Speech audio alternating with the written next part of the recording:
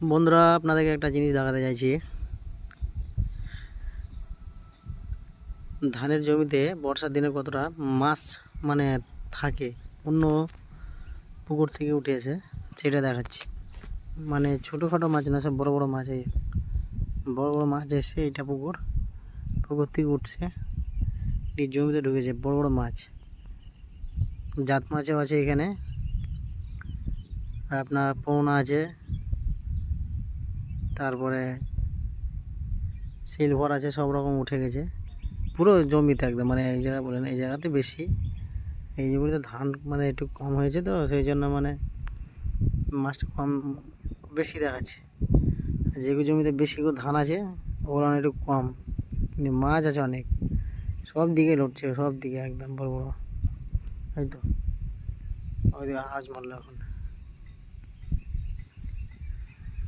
মাছ কিন্তু আছে অনেক।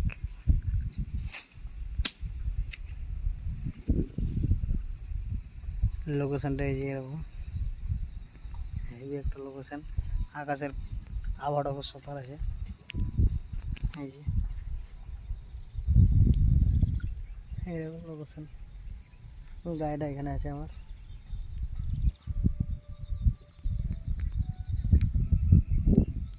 হ্যাঁ জি, মাছ লড়ছে, মাছ লড়া দেখে আমি অবাক। ভালোই মাছ আছে এখানে। এখন একটা মাছ দেখলাম। তো এই অবধি এখন থাকলো ভিডিওটা, পরে আবার কোনো ভালো লোকেশনে আসলে পরে সেরকম একটা ভিডিও দেবো।